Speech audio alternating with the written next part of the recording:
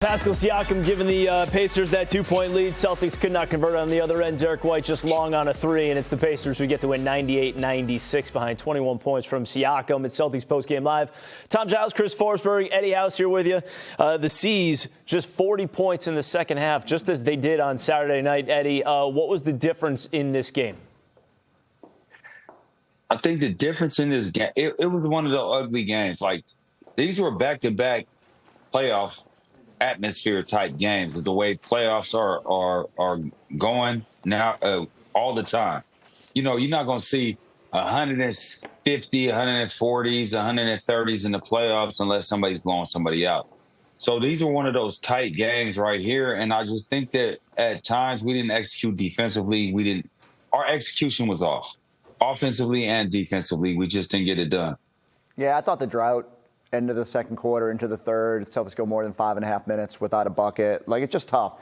You can't go have that long of a scoring drought and finish -7 in three-pointers and expect to win a sub-100 game. Like, the Celtics usually dominate these sort of margins, and I told you coming in, like, the Pacers have been shooting the three-point shot really well. I didn't think they would dominate that category to this degree.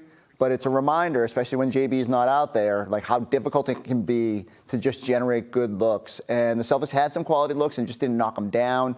But that scoring drought just really puts you in a tough spot. Credit to the group. The bench group came in sort of at the end of that third quarter, kind of got you back in it. Thought Jordan Walsh was all over the place. Peyton Pritchard, obviously, going right at the basket to kind of get you back into this game. But, man, they were on fumes at the finish line there, and you could just feel it. Like, Siakam is a big-time player in that spot, had a winner against the Hornets last week. You know, it's a tough spot to be put into, but Derek White at least had a shot at the winner there. Indiana had a 15-2 run to start that third quarter. The Celtics, it felt like, just could not get anything together. Had a few turnovers mixed in as well. Let's go through the final few plays down the stretch here because, again, the C's, even though they were down by 13 at one point in the second half, battled back. Derek White getting these two with 30 seconds to go off the glass to tie it at 96. And then the Pacers, it's Pascal Siakam able to just get around Derek White and somehow just over the fingertips of Nimi Keita. So that put Indiana up by 2. Last chance for the Celtics, 5 seconds to go.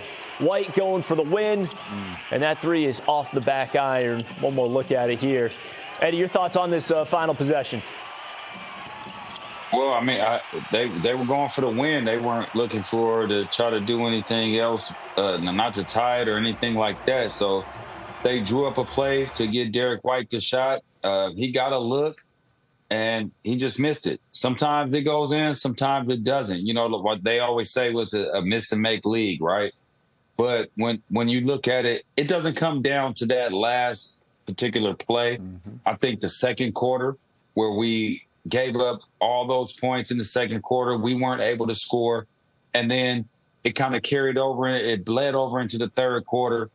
And then the fourth quarter, we fought back. I thought we showed some resolve in that area, but we just didn't have our closers out there. And, you know, that's what it is.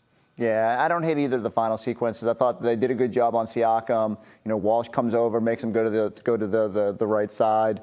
And Nimi was coming with help, and like he just makes a tough shot off the glass there. Other end, you know, they had the foul to give. That complicates matters, so now you get less time. Derek White doesn't have the ability to maybe kick it off to Peyton or Sam Hauser if they're flaring.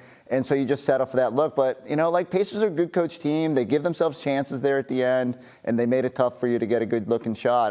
I hate to say it, the way the Celtics have kind of fumbled that opportunity at times, good to just get a look. But, you know, yeah, the totality of the game puts you in a situation where you need a little bit of a desperation shot there from Derek to have a chance. And maybe one of the biggest differences is just how well Indiana shot from three and how the Celtics kind of struggled there. We'll take a look at some of that video coming up later in the show. But just 9 for 35 were the Celtics from three in this game, so around 25%.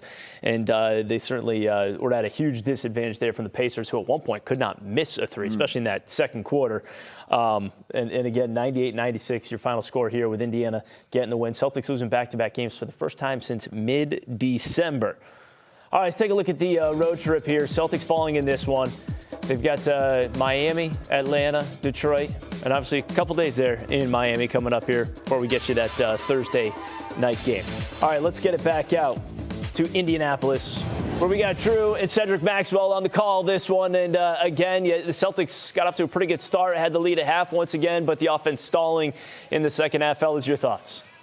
Yeah, it was pretty a brutal start to the third quarter for the Celtics with that drought over 5 minutes, across halftime, Max. And I think that third quarter was really interesting because the way it started, it felt like the Pacers might run away with the game, but a nice response from the Celtics. Sometimes when you lose a superstar like a Jaylen Brown, you have to have other guys step up and make plays. Pritchard, for a long time, took it under the mantle and was trying to lay up and getting the jump shots to go. But overall, when you think about this game, you get those stretches that you have a guy like Brown who's unstoppable. You're not going to have those runs 15-1, 15-2. So when you miss them tonight in that situation in particular. And the Pacers, we talked about it ad nauseum. This is not a team that is as bad as their record would suggest. Yeah. They had a ton of injuries at the start of the year. They're getting those guys back. Nesmith and Shepherd, who both played in this game, didn't play against the Celtics in either of the first two meetings. And you can just tell there's a lot of pride with how they play. And also playing here in this building. Yes. When you play here in this building, they really just pump it up that much more. Crowd was involved. A bunch of things happened. Didn't go the Celtics' way. But here's the thing about it. Joe Mazzulla didn't let those guys drop their heads, and they got back in this basketball game, had an opportunity to win.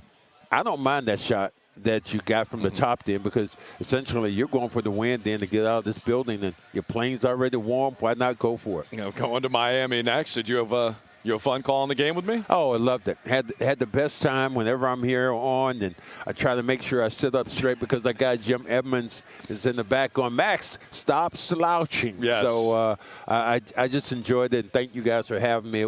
I had a wonderful time. Well, thanks for joining us, man. You're the legend. It's great to have Cedric Maxwell with us, and your posture looks excellent. Of course, you're always well dressed. I'm going to take this tie off. Every time I wear a tie, we lose, bro. And it's always in this building. Never again. Never again. I'm just glad it wasn't a clip-on after all. You can see there, Drew's loosening it up. Yeah, I'm looking like a stockbroker now after a long shift. Max, thank you. Drew, thank you.